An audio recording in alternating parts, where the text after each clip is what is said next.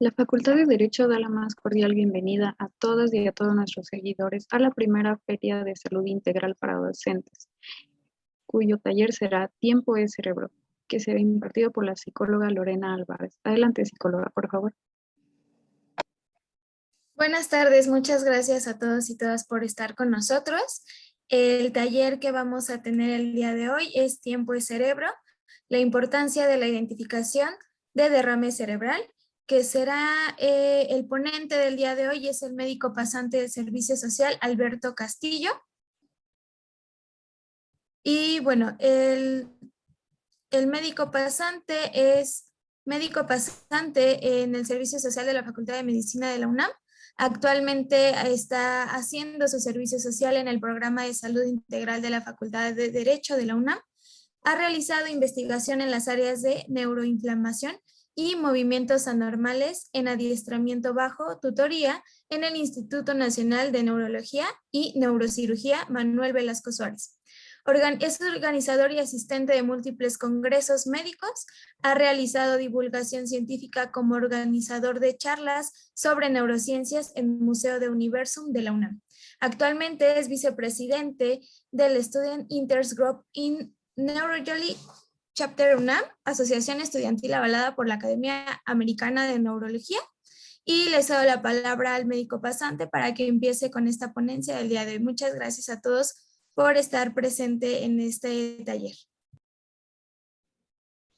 Hola, hola a todos, pues agradezco mucho la invitación a este taller en el contexto de la primera feria en salud para los docentes. Es un honor poder brindar un poco de información a aquellos que en algún momento fueron nuestros mentores, en especial en este caso los maestros de la Facultad de Derecho, pero para abierto a toda la comunidad universitaria. Entonces es un honor. El taller que les voy a dar el día de hoy se titula Tiempo es Cerebro, sobre la importancia de la identificación de enfermedad cerebral vascular, conocido coloquialmente como derrame cerebral, ¿no? Entonces, empezamos, esperamos que sea de su agrado.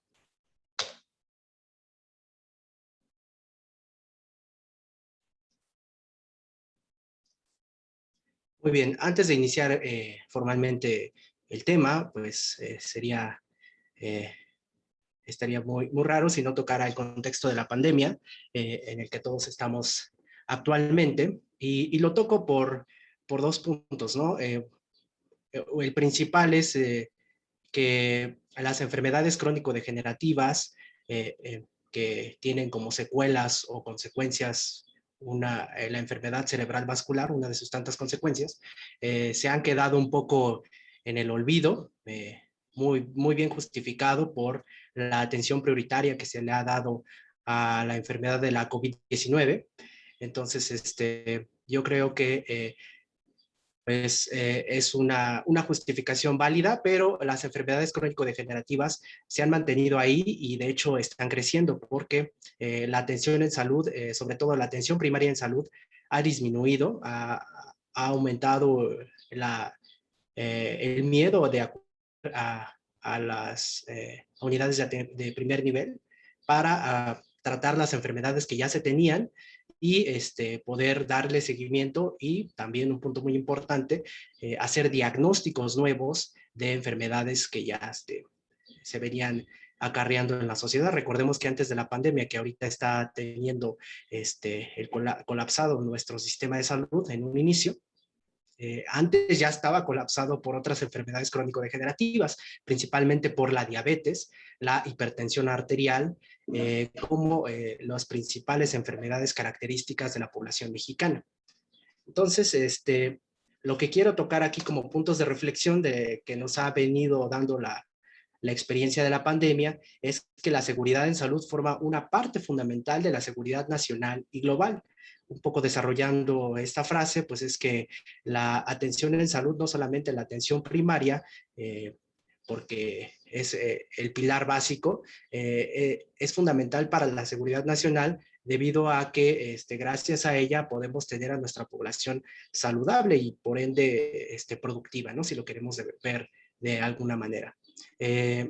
ha habido un poco de cambio de paradigmas, que pues nuestra atención en salud estaba muy enfocada al tercer nivel de atención. Si nosotros teníamos la oportunidad de acudir con un médico privado, teníamos una afección, acudíamos directamente con el especialista.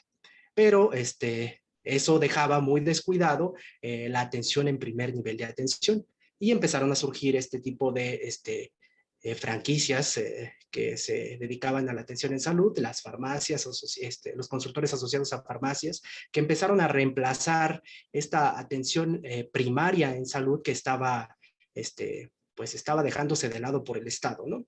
Entonces, al momento de llegar a una crisis aguda, como una pandemia, evidentemente el pilar de atención de primer nivel para la identificación y contención de este tipo de problemas, más otros grandes rubros como la epidemiología y sin duda también el segundo y tercer nivel, pues evidentemente se vieron colapsados, ¿no? Ese es un gran tema que pues espero que después de esta pandemia se haya adquirido experiencia para poder invertir y abordar, sobre todo en el primer nivel de atención, que es muy importante y que no solamente lo hacemos nosotros como médicos, sino también dar esa importancia a la población para que no acuda directamente con el especialista, que no está mal, pero para tener ciertos protocolos de actuación que son muy importantes. El segundo punto que quiero tocar es que la identificación oportuna de las amenazas y una comunicación eficaz es fundamental, y de aquí retomo la idea de la epidemiología,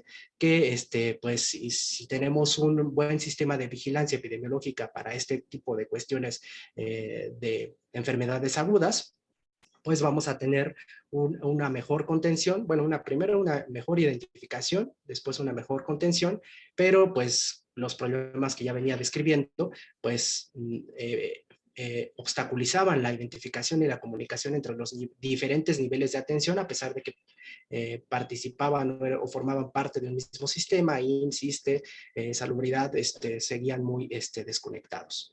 Entonces ese es otro gran tema. Otro punto que pues también puede ser controversial es repensar la globalización. En este aspecto, pues podemos ver los pros y contras de la globalización. Sin duda, los pros ya los tenemos muy bien identificados, pero un punto problemático sería, desde el punto de vista médico, que pues no solamente se igualan el acceso a la tecnología, a información en tiempo real, en lo que se puede de manera igualitaria a todo el mundo, ¿no? Sino que también tratamos de homologar los factores de riesgo que tenemos como población, comunicando de alguna manera los hábitos alimenticios, los hábitos de trabajo, los hábitos económicos, se tratan de homologar en toda la sociedad mundial, y entonces pues identificamos unos factores de riesgo que cierta población tiene más factibilidad y crecen las enfermedades, como veremos más adelante, en este caso la enfermedad vascular cerebral. Sin duda, el individuo tomó una gran relevancia en estos casos como la pandemia, porque es ahí, en el individuo, donde sus acciones son importantes en la sociedad, ¿no? Y ya no es este punto de la globalización en donde el individuo no importa mucho, si digamos, ¿no? Eso es una perspectiva personal, y las masas eran lo importante, ¿no? Entonces, este tipo de pandemias reenfocan la atención en el individuo y la atención del individuo en salud. El otro, muy importante, que también lo vimos con estas teorías de la conspiración al principio de la pandemia, la importancia de la educación científica. Tenemos un país en el que el promedio de educación es de 8 años aproximadamente, y aún así, ¿qué sería?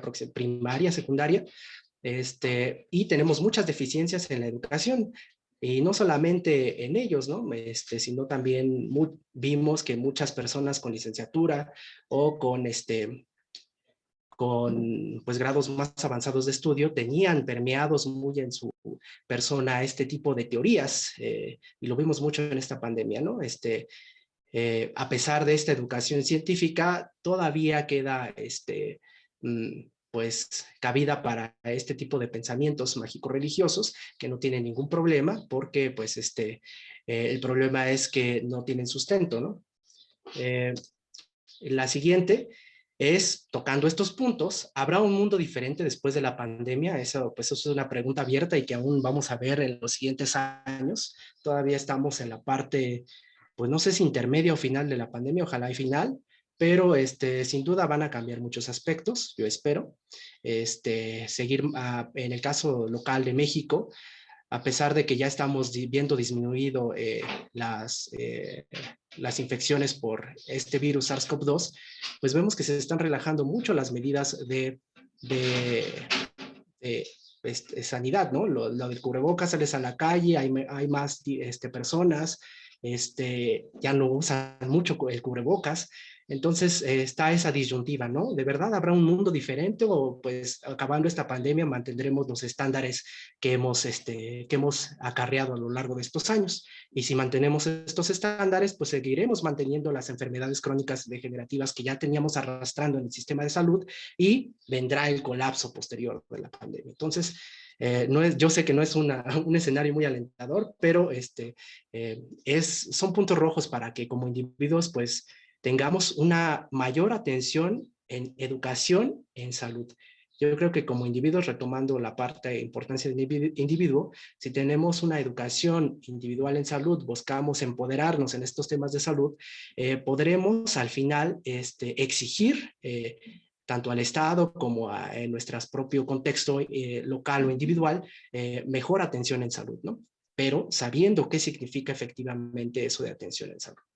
Bueno, una vez tocado eso, la enfermedad vascular cerebral es una de estas enfermedades que a lo largo de estos años se ha mantenido de manera muy importante en nuestra población.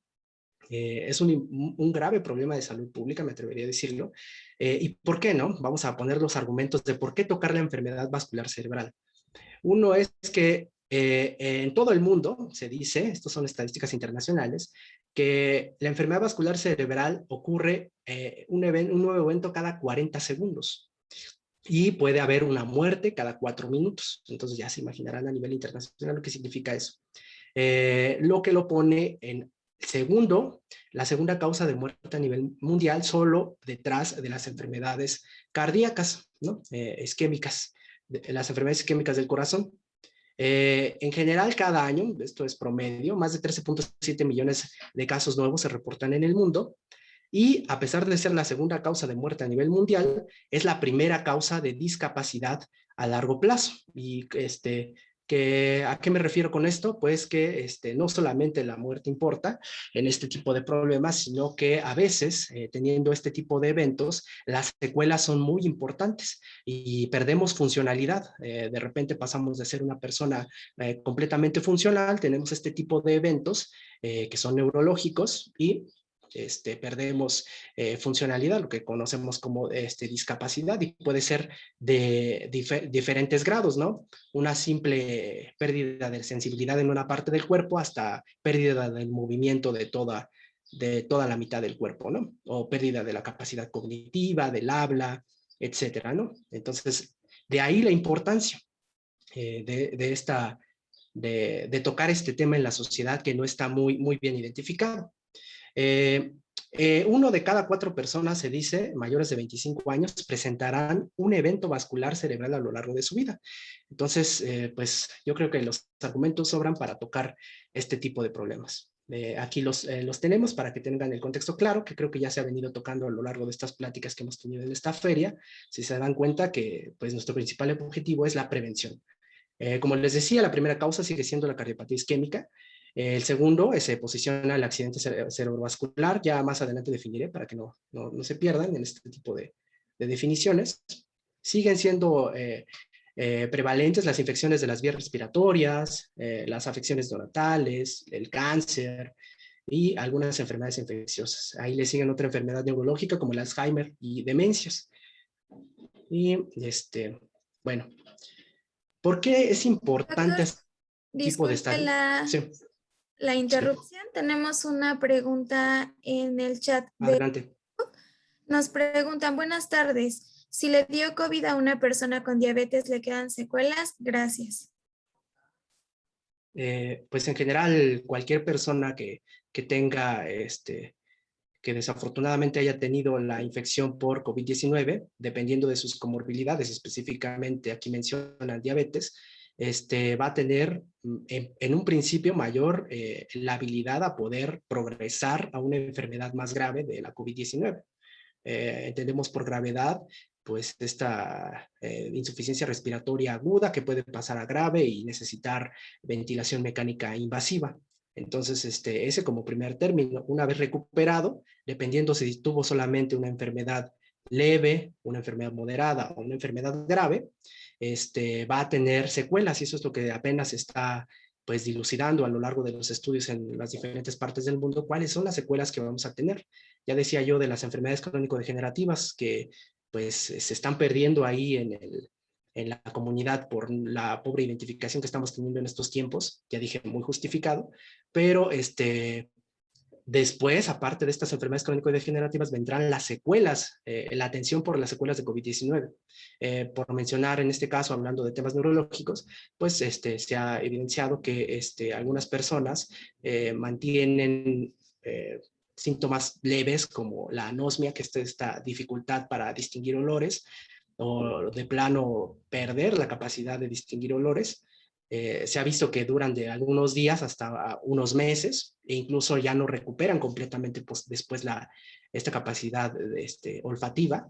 También está las alteraciones del gusto, lo mismo, pueden ser leves o perder completamente y recuperarse o no a largo plazo.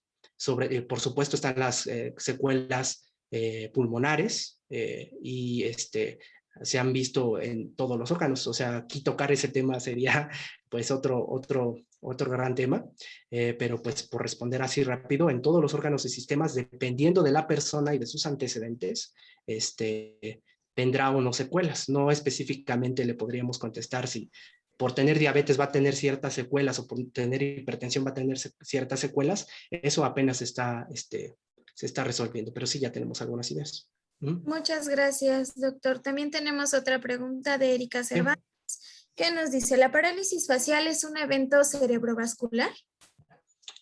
Bueno, el evento vascular cerebral es la enfermedad en sí, ¿no?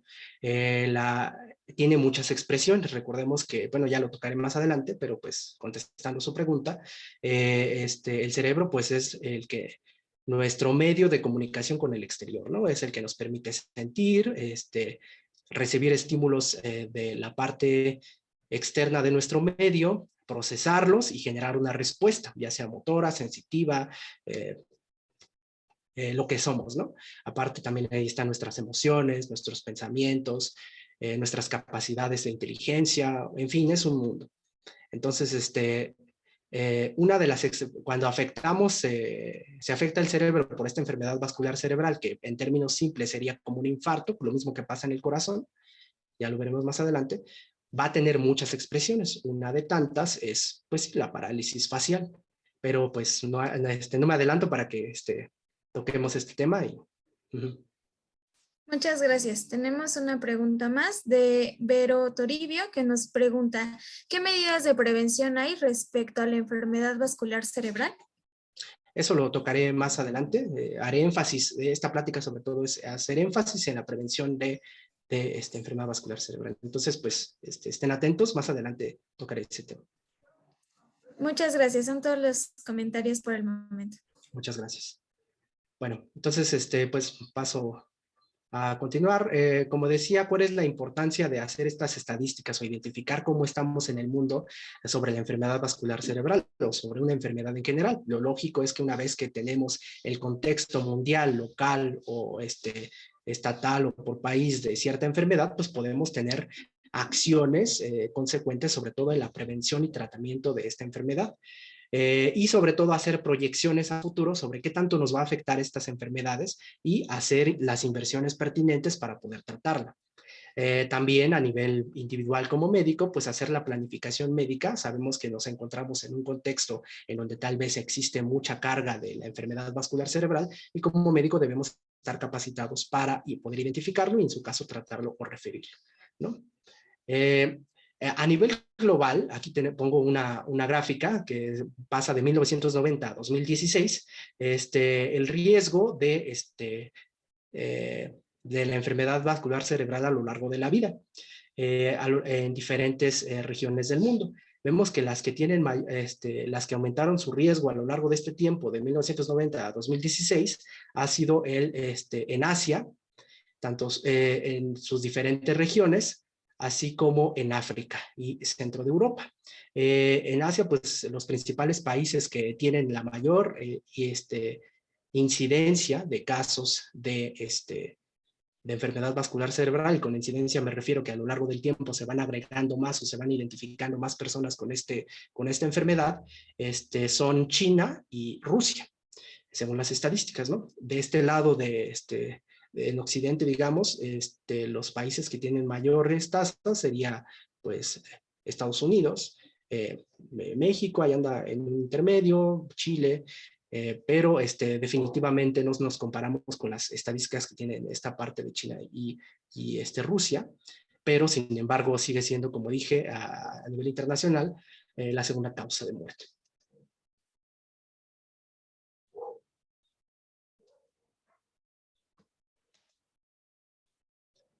Bueno, aquí también vemos lo que les decía, el principal, el que tiene focos rojos es China, seguido por Rusia. Aquí en la parte de América, Canadá, Estados Unidos, vemos un intermedio de la parte de Centroamérica y México como parte de Norteamérica, y pues por ahí la importancia. Ahora vámonos a temas más específicos sobre incidencia y prevalencia.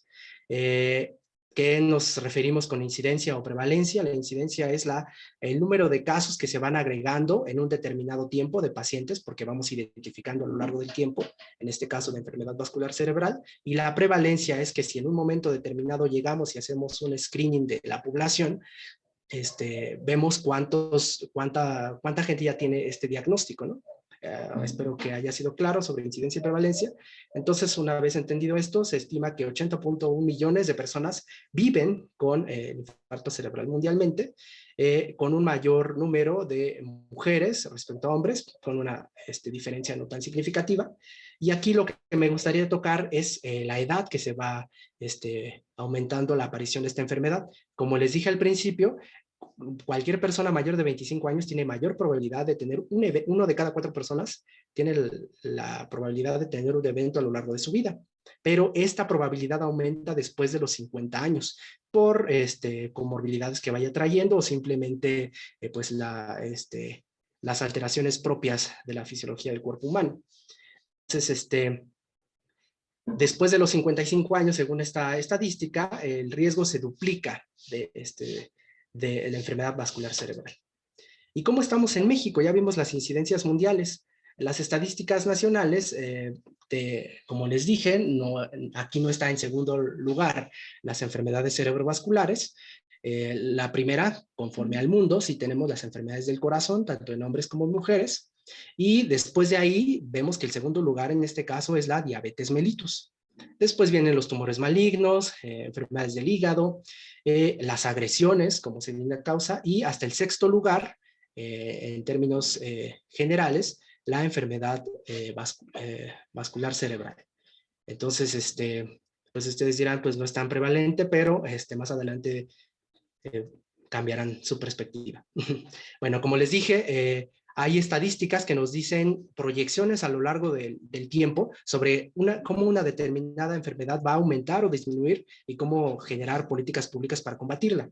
En este caso, aquí tenemos una proyección que era del 2004. En ese momento hicieron la proyección a partir de ese año y hasta el 2030. Y vemos cómo las enfermedades infecciosas como el VIH, la tuberculosis o malaria, pues van a la baja, y las enfermedades crónico-degenerativas como el cáncer, la enfermedad isquémica cardíaca o la enfermedad cerebrovascular van en aumento. Entonces, ahí poner los puntos para pues, saber que sí va a ser una enfermedad, que sí va a ser importante en un futuro. Y en México, ¿no? Es lo que nos importa. Aquí esta estadística nos dice que el índice de mortalidad en México en este año, en 2020, es del 27.7 muertes por cada 1,000 habitantes. Pero ¿cómo estaríamos en el año 2040 en un escenario pues referenciado? 19 muertes por cada 100,000 habitantes. Pero esto pues como cualquier proyección, tienen mejores y peores escenarios. En el peor escenario podemos subir hasta 40 muertes por 100,000 habitantes, lo que lo haría un problema totalmente grave. Bueno, sobre la enfermedad vascular cerebral, como vimos en México, no es la principal causa de muerte, no está en el top 5, digamos, pero sigue siendo del top 10. Entonces, ¿por qué no darle la misma importancia que a nivel internacional? Porque en nuestro país, como vimos, la segunda causa de enfermedad reportada, la segunda causa de muerte reportada es la diabetes.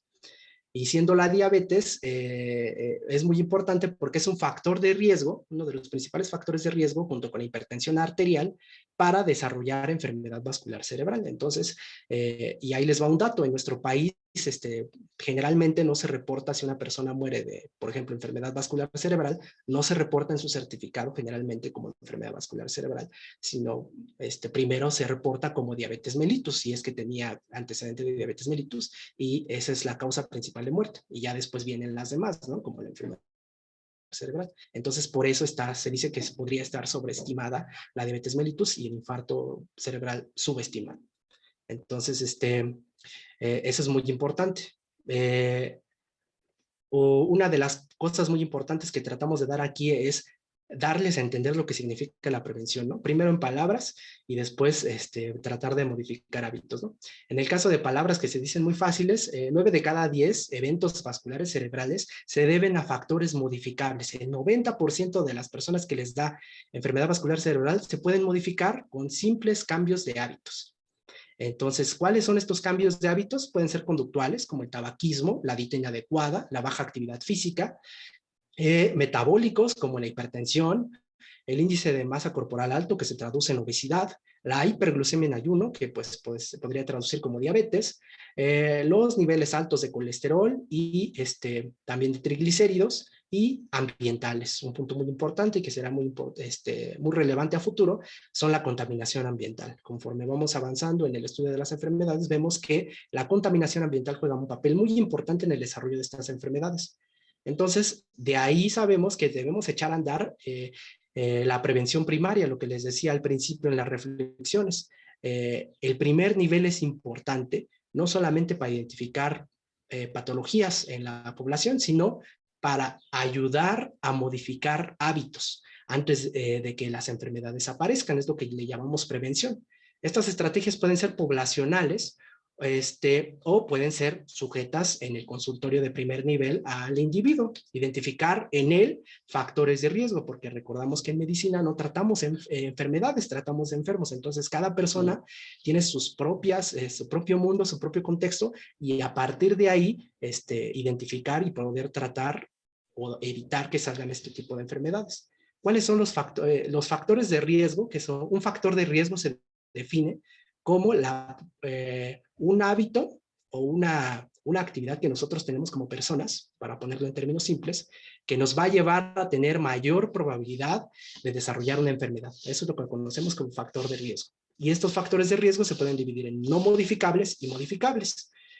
Los no modificables, evidentemente, son la edad, el sexo, la etnicidad y los factores genéticos. En la edad ya les dije que después de los 55 años se duplica la prevalencia, o bueno, la probabilidad de tener enfermedad vascular cerebral. El sexo es más común en mujeres en una primera instancia, y después de los 55 años se iguala. Etnicidad, pues esto dependiendo, ya vimos que hay ciertos países que tienen mayor prevalencia, Rusia, China, en este caso de América. Se podría decir que los latinos, lo que se refiere con latino, lo que sea que eso signifique, tienen mayor prevalencia de enfermedad vascular cerebral porque, por sus hábitos alimenticios, sus factores de riesgo, porque tienen mayor identificación de hipertensión arterial o diabetes. Entonces ese es un factor de riesgo. Y factores genéticos, pues que no me meteré en eso porque es otro tema, pero hay ciertas enfermedades genéticas que puedes nacer con ellas y que te predisponen a desarrollar la enfermedad vascular cerebral. Y los modificables, que son los que nos interesan. La hipertensión como el principal factor de riesgo modificable que puede desarrollar enfermedad vascular cerebral. Después viene el tabaquismo, una dieta inadecuada, el sedentarismo, los niveles de lípidos altos, la diabetes mellitus y el consumo de alcohol. Entonces, ustedes identifíquense en primera instancia, saben cuáles son sus factores de riesgo, saben en qué contexto están viviendo, saben sus niveles de lípidos en sangre, alguna vez se los han medido, sobre todo los jóvenes o adultos, cada cuándo se checan, y sobre todo en este contexto de pandemia, ha aumentado su sedentarismo, ha aumentado su ansiedad, han recurrido a actividades como fumar para disminuir su ansiedad, o han comido más. Entonces, si se dan cuenta, este contexto de pandemia va a tener una importante carga sobre los factores de riesgo para tener este tipo de enfermedades a un futuro. Eso es a lo que me refiero. Entonces, ahora sí. Doctor, Sí. tenemos una pregunta en el chat. Nos pregunta Guillermo Juárez. ¿La isquemia cerebral está contemplada en este rubro de personas en riesgo y en el mismo tipo que la enfermedad vascular cerebral? Muy bien. Habla de la isquemia cerebral vascular. Justo aquí voy a definir qué significa eso. Pero la isquemia es la enfermedad, o digamos la causa, una de las causas por las que se da enfermedad vascular cerebral. Es una de las causas, que puede ser isquémica o hemorrágica. No es un factor de riesgo, por eso hacía la definición de factor de riesgo. El factor de riesgo es un hábito o una conducta modificable o no modificable que nos va a aumentar a lo largo del tiempo, si lo mantenemos, la probabilidad de tener o desarrollar esa enfermedad. Ese es el factor de riesgo. Entonces, la isquemia no sería como un factor de riesgo, sino que entraría en la clasificación de las causas de esta enfermedad. Voy a desarrollar estos términos ahorita, espero que quede más claro. Son todas las preguntas por el momento, doctor. Muchas gracias. Muy bien. Bueno, entonces ahora sí, estamos hablando de enfermedad vascular cerebral. Quise primero darles la importancia de esto y después aterrizar de qué estamos hablando, ¿no? Espero que no se hayan confundido. La enfermedad vascular cerebral tiene varios nombres. Algunos les dicen ictus, otros les dicen infarto cerebral, otro accidente vascular cerebral, otro evento vascular cerebral o accidente cerebrovascular. Todas son correctas. O lo que ponía al principio, coloquialmente se conoce como un derrame, ¿no? Le dio un derrame cerebral, ¿no? Todos se refieren a la misma enfermedad, que es la enfermedad vascular cerebral. Y esto, pues, las diferentes acepciones que se le dan dependiendo de la región en donde nos encontremos, ¿no? Entonces, todas son correctas y todas se refieren a la misma enfermedad vascular cerebral. Si la tenemos que dejar en un término en este momento para que todos lo entiendan, sería enfermedad vascular cerebral. ¿Y cómo la definimos? Pues muy fácil, ¿no? Bueno, para que se entienda en términos simples, es un episodio. Puede ocurrir en cualquier momento. Esto es como un infarto del corazón. El infarto cerebral puede igual ocurrir en cualquier momento en una persona que tenga factores de riesgo, no avisa. Es un episodio, de ahí el término, de disfunción neurológica. ¿Por qué? Porque está centrado en el cerebro. ¿Causado por qué? ¿Cuál es la causa de esta enfermedad? Un infarto cerebral.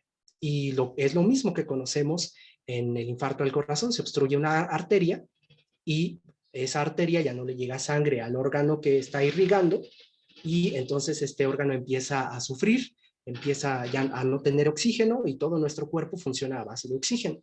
Entonces, al no tener este oxígeno, entra en procesos de inflamación y puede ser inflamación muy importante dependiendo del tiempo que se mantenga sin este oxígeno y causar lesión o muerte cerebral. Entonces, en general, este infarto puede afectar cualquier región del sistema nervioso central. Entendiéndose el sistema nervioso central para este efecto de la enfermedad vascular cerebral, el cerebro mismo, la espina dorsal, como coloquialmente se conoce, o la retina, ¿no? Porque todos esos órganos corresponden al sistema nervioso central. Otra definición que podemos entender es que es la evidencia de daño isquémico. ¿Por qué? Porque es lo más común. Por clínica, que ya veremos más adelante qué significa esto.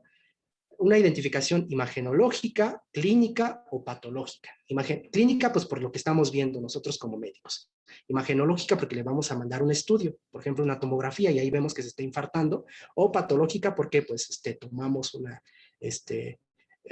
porción de tejido y ahí vemos que es la lesión, ¿no? De manera celular. En una distribución vascular, recordemos que como cualquier órgano, el cerebro está inundado por arterias y venas que llevan y y sacan sangre respectivamente del cerebro. Y a diferencia de otros órganos, el cerebro es un gran consumidor de oxígeno y de azúcar, que digamos son las dos grandes fuentes para que funcione un órgano. Si uno de los dos falla, entonces tenemos un problema.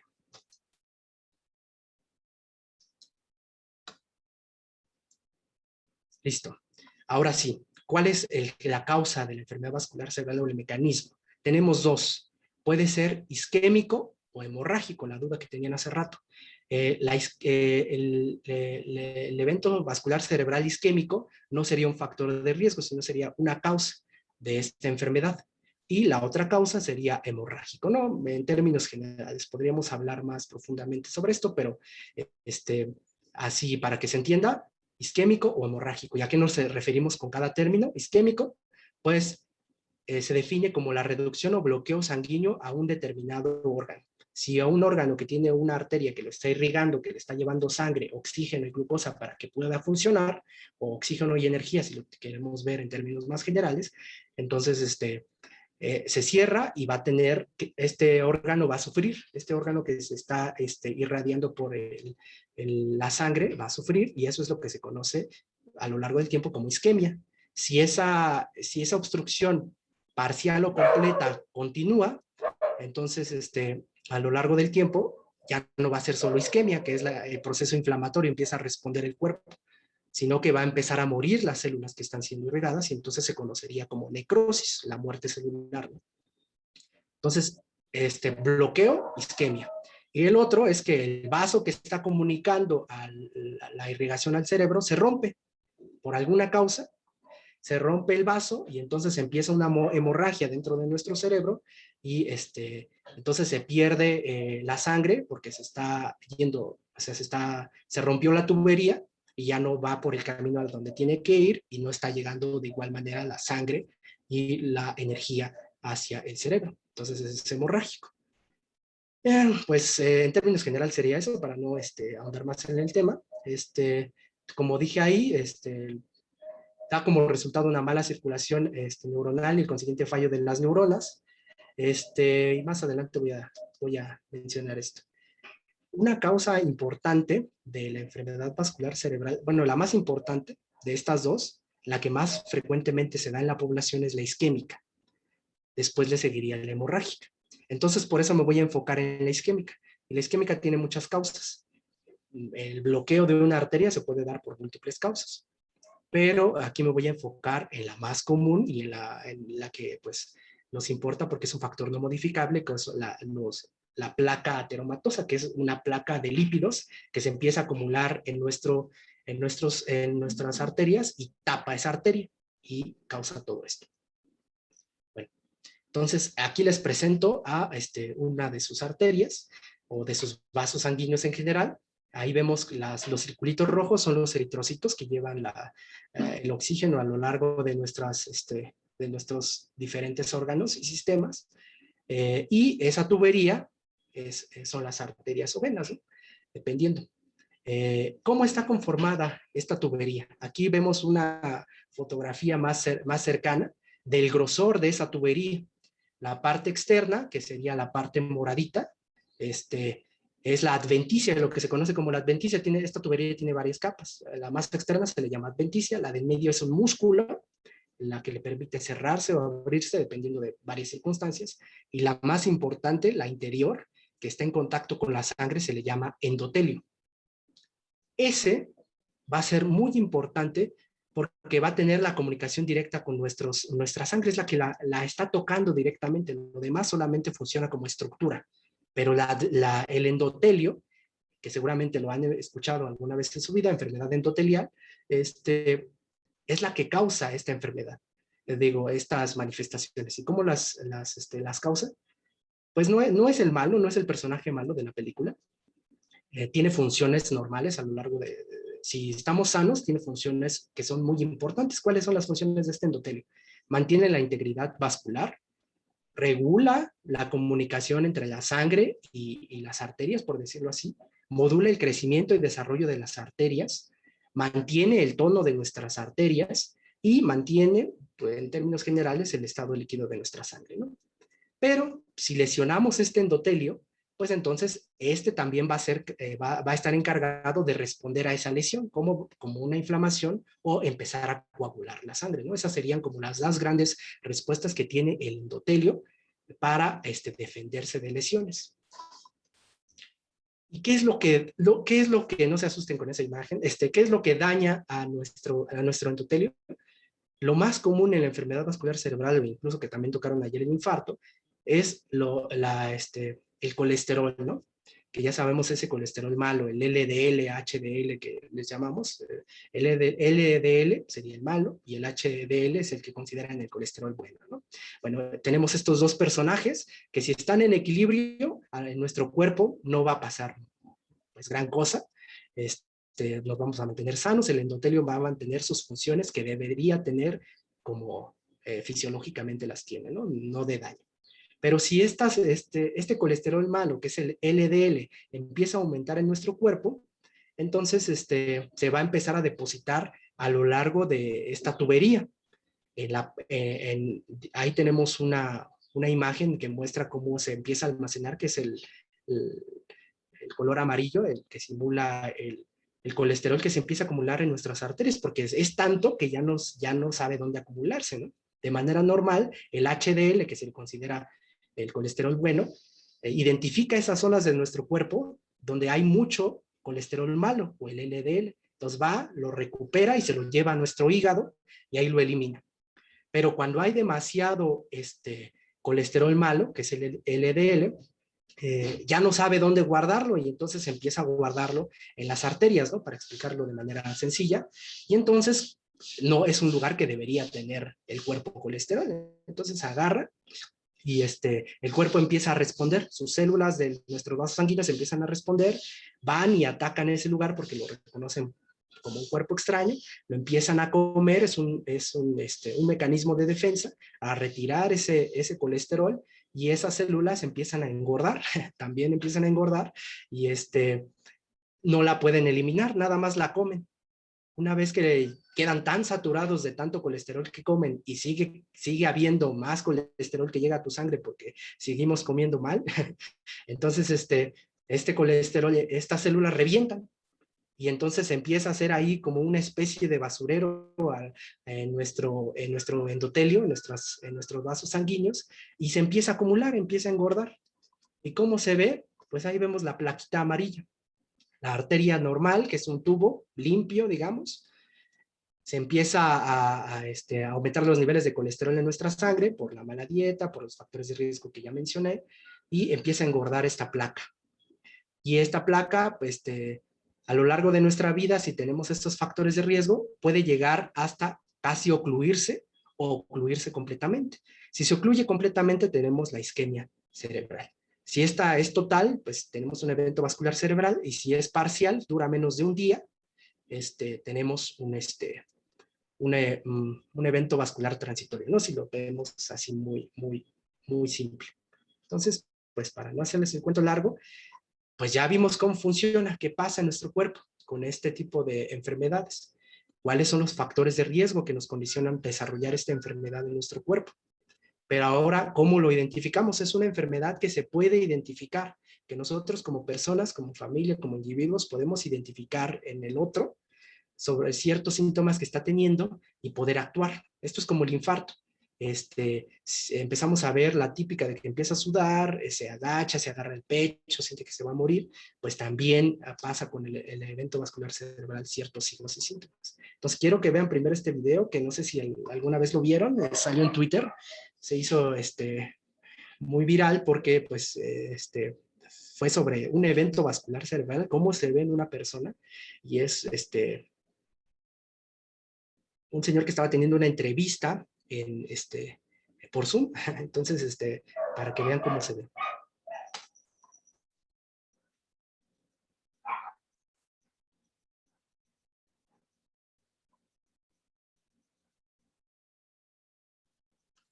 No sé si se escuchó.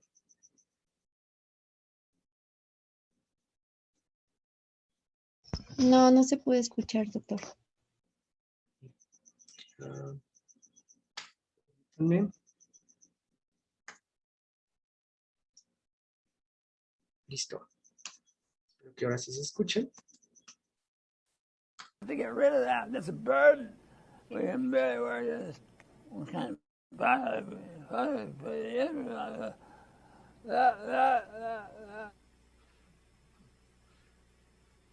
Is Dr. Paul? Bueno, to get rid un of poco that, de that's a nuevo. burden. We can just kind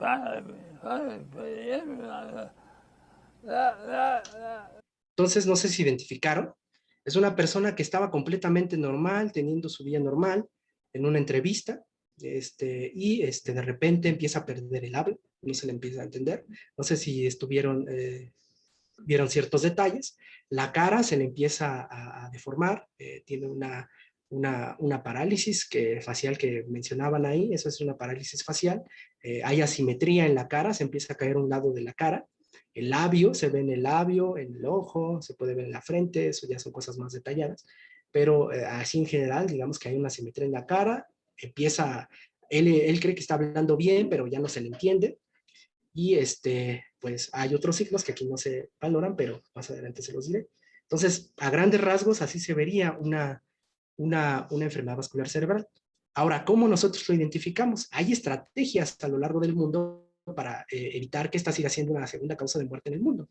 A lo largo del mundo tiene diferentes nombres. Aquí les enseño la estrategia de Estados Unidos, que se denomina FAST, por Face, Arm, Speech y Time, que es rostro caído el primero. Ya lo vimos, lo podemos identificar haciendo la pregunta como, o incluso nosotros, ¿no? Esta caída, ¿está caída o adormecida a un lado de su cara? Le podemos pedir a la persona que sonría. Al momento de sonreír solo se va a levantar un lado del labio, también el brazo. Si el brazo lo siente débil, en general una maniobra que hacemos nosotros en la consulta es pedirle al paciente que suba los dos brazos al frente y los mantienes, ¿no? Mantienes la fuerza. Pero en este tipo de eventos empieza la debilidad motora, entonces a lo largo del tiempo se cae un brazo, ¿no? Del lado que está teniendo la dificultad. La otra es la que vimos en el video, la dificultad para hablar. Muestra trastornos del habla o está mal pronunciado, como en este caso él estaba hablando pero no se le entendía nada. Podemos pedirle a la persona que repita una frase, como el cielo es azul, aquí dan ese ejemplo, y vemos si la frase es repetida correctamente. Y el tiempo. El tiempo, evidentemente, ya también aquí es el 911, llamar a urgencias, para poder atenderlo de manera adecuada. Entonces, digamos que al igual que la enfermedad vascular, el infarto cardíaco, la enfermedad vascular cerebral tiene un cierto protocolo. Vemos estos síntomas en una persona que pues está en la calle o en donde estemos, que ya vimos que puede pasar en cualquier momento. Características, ya sabemos, la cara, el brazo, el habla, con ciertas frases que repitas, no se entiende, pues llamamos vascular cerebral y necesita ayuda, ¿no? Y necesita trasladarse inmediatamente a un hospital para ser tratado al igual que un infarto cardíaco. Aquí, ¿sí? Tenemos una pregunta, doctor. Muchas gracias. López Adriana nos pregunta, ¿por qué el estrés aumenta y en qué porcentaje el colesterol, aún teniendo dieta sana y ejercicio? Muy bien. Esta pregunta la puedo responder con lo siguiente. La placa ateromatosa o la estría de grasa, como le queramos llamar, se va desarrollando desde que estamos en el útero. Desde las 12 semanas de gestación, nuestras arterias ya empiezan a tener el desarrollo de cierto depósito de grasa en nuestras arterias. Es un proceso normal, por eso, pero que puede pasar desapercibido a lo largo de la vida.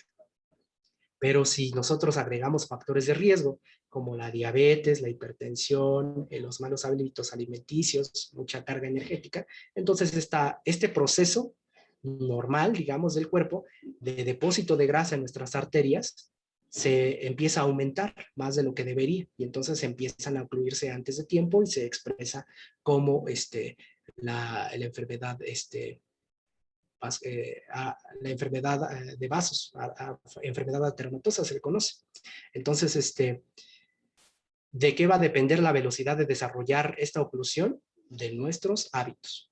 Si tenemos un desequilibrio entre ingesta y gasto energético, en este caso de lípidos, pues el cuerpo lo tiene que guardar en algún lado, igual que la grasa, ¿no? Empieza a guardarse, puede guardarse igual alrededor de nuestro corazón, puede guardarse en las arterias de nuestro cerebro, de nuestros riñones, en cualquier lugar y causar daño por el mismo mecanismo que expliqué. Entonces, la velocidad va a depender de los hábitos que tienes. ¿Puedes disminuirlos? Pues sí, puedes disminuir esa velocidad. No puedes detener el proceso, porque como dije, es un proceso natural, digamos, que se va desarrollando desde que estamos en el útero. Pero puede pasar desapercibido o no, dependiendo de los hábitos que vas teniendo.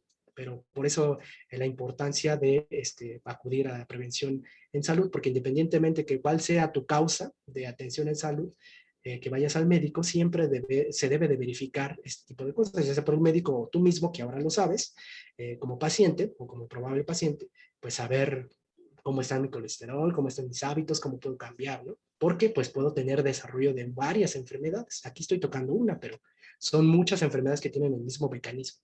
La diabetes lesiona porque hay mucha azúcar en la sangre y causa que se lesionen los vasos sanguíneos por la alta concentración de azúcar en sangre, ¿no? Para ponerlo en términos fáciles.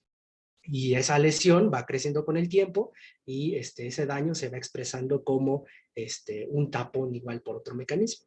Entonces, y también se puede ocluir o se puede debilitar la pared arterial y romperse, también por la hipertensión. Hay una lesión tan grande, una presión tan grande dentro de las arterias que puede debilitar la capa o la tubería del vaso y romperse y causar también un evento vascular cerebral si es un vaso del cerebro, ¿no? Muchas gracias, doctor. Son todas las preguntas por el momento. Muy bien. Les voy a poner ahora el de México, la estrategia de identificación de EBS en México. Ya saben que es más entretenido. Aquí le llaman estrategia camaleón y van a ver por qué.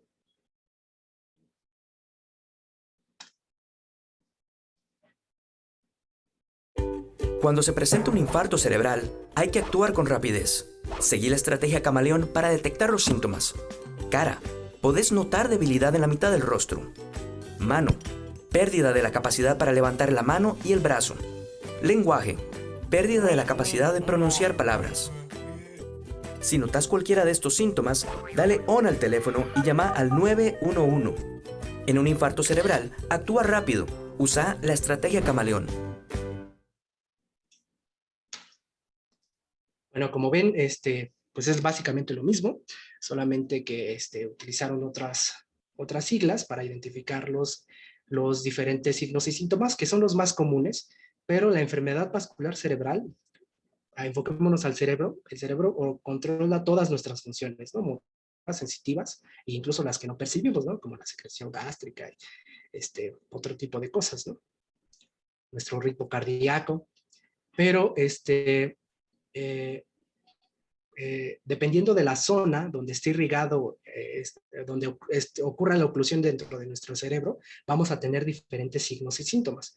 Podemos tener adormecimiento de una parte de la cara, podemos tener un movimiento anormal, podemos, no sé, tener muchas cosas, ¿no?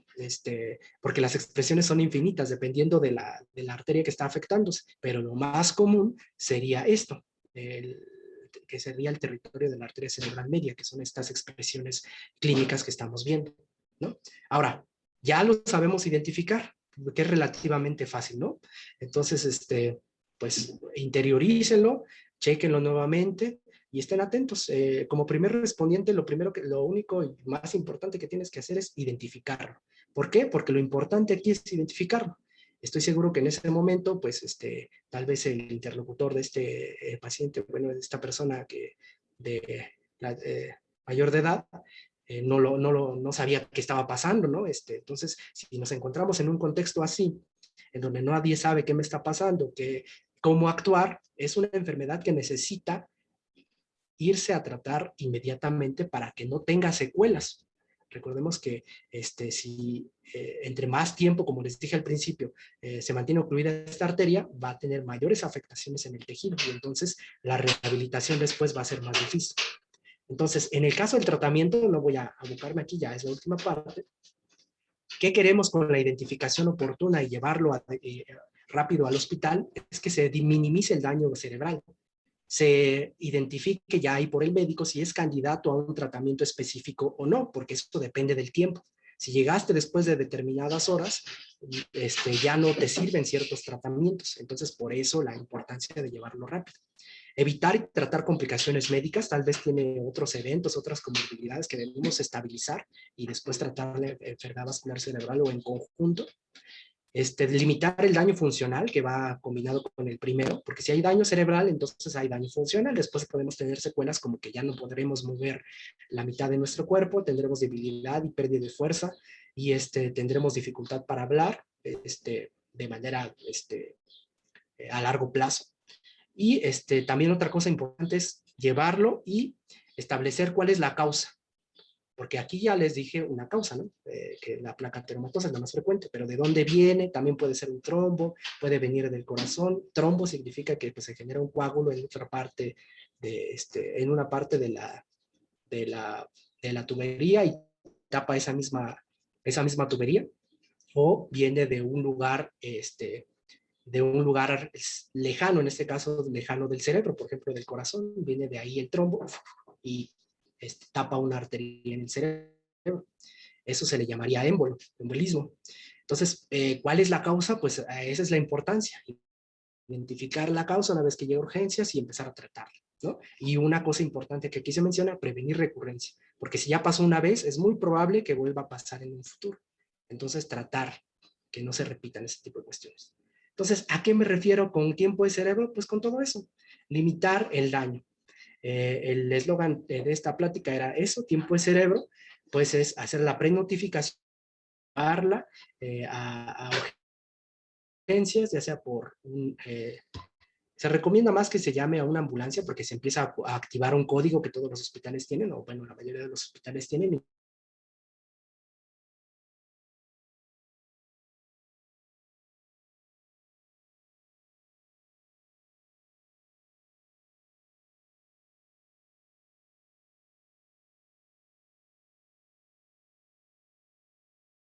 Con tiempo de cerebro.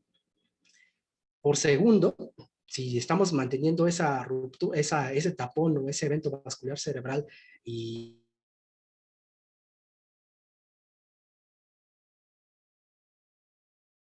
se pierden por segundo que está pasando esta oclusión. También puede haber pérdida de sinapsis, que son esta comunicación que tienen una neurona con otra. Esa es la sinapsis. Se empiezan a perder estas millones por segundo aproximadamente. Se empiezan a perder fibras, porque todo nuestro cerebro, aparte de células, están comunicadas por fibras. Entonces se empiezan a perder 200 metros por segundo de estas fibras que comunican las neuronas. Hay miles y miles de kilómetros, pero ciertos metros, ¿no? Y como les dije, pues incrementa, ¿no? El riesgo de cada segundo que pasa, ahí lo tenemos por minuto, por hora. A eso se refiere el eslogan de qué tiempo es cerebro. Espero que haya quedado bastante claro. Ahora, ¿cómo prevenimos un segundo ictus si ya nos dio?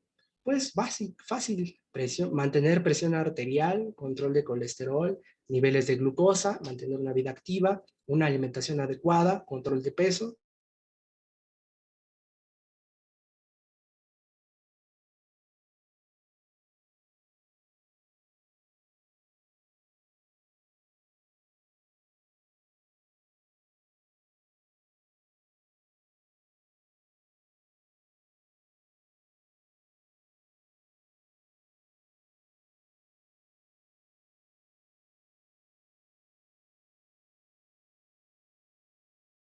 Sino también de los psicólogos, de los nutriólogos, de muchos prestadores de servicios para identificar un solo problema, porque pues no solamente es decirle al paciente, haz ejercicio, ¿no? Debemos de determinar cuál es su contexto para poder actuar dependiendo de qué características tengan. Por eso, reitero, no se tratan enfermedades, se tratan pacientes. Y por eso la importancia de que nosotros tengamos una actuación en salud, acudir a un médico, tengamos otro hábito que debemos de hacer, mantener una vida saludable. Y dentro de esa vida saludable incluye la atención de un médico, como pasa tanto cerebral como cardíaco, sabemos cuál es nuestro hospital, cuáles son los medios que tendríamos en caso de que pase algo así de urgencia. Son muchas cosas que debemos tener y que desafortunadamente, bueno, muy pocas personas lo tienen, no hay que generalizar, pero la mayoría no los identifica. Entonces, pues esos principalmente son mis objetivos con esta plática. La prevención, les conté el contexto del COVID-19, que espero que ayude a modificar ciertas prácticas tanto individuales como colectivas en salud. Y pues básicamente aquí lo más importante como personas, individuos, es la identificación y llevarlo inmediatamente a tratamiento, y lo demás pues dependerá del tratamiento intrahospitalario, ¿no? Que se haga una referencia oportuna. Y pues me gustó mucho esta frase para concluir, que la educación es un proceso de vida y no una preparación para el futuro. Siempre se puede hacer, siempre se puede acudir, nunca es tarde para acudir al médico y empezar a modificar hábitos. Ya lo vimos ayer con el hábito de fumar. Si limitas el hábito de fumar, llevas muchos años y lo limitas, el riesgo de que te cause problemas va disminuyendo por el simple hecho de que lo dejaste, ¿no? Entonces, así ocurre con muchas otras patologías. Y pues sería todo. Estoy abierto a sus preguntas. Nada más les recuerdo que pues estamos en el servicio médico. Ahí están nuestras fuentes, tanto odontológico, de enfermería, el psicológico, para su atención si tienen más dudas. Y todo este es un tema, todo un tema. Entonces, si les surgen más dudas, ahí estamos para servirles. Muchas gracias, doctor. Tenemos otras preguntas en el chat. Leoni nos pregunta, ¿los síntomas se presentan de igual forma entre hombres y mujeres? Así es. En el caso de la irrigación cerebral, pues no tiene diferencias entre género. Entonces, las expresiones clínicas son las mismas. En este caso, la más común, tanto en hombres o mujeres, la estrategia camaleón, que es la más, los signos clínicos más fáciles de identificar, son los mismos en ambos sexos. O sea, en ese no hay diferencias. Muchas gracias. José de Jesús Román nos pregunta, ¿tubería? Si se probablemente a qué se refiere. Bueno, con tubería quise hacer un símil de lo que significaba un vaso sanguíneo para que se entendiera mejor, ¿no? Las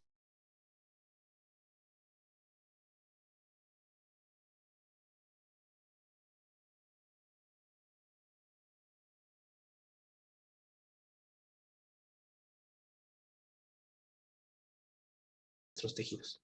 Solo a eso me refería. Muchas gracias.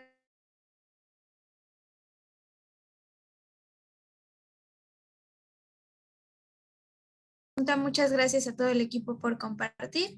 Y bueno, nada más les recordamos que también les dejamos un formulario para que respondan la satisfacción con este taller, para que también nos den sus observaciones, y les cedo la palabra a la licenciada Leonor Serrano. Muchísimas gracias al doctor Alberto Castillo por esta excelente información. Y bueno, ahora vamos a hacer la entrega de la constancia virtual. Si me dejan compartir, por favor.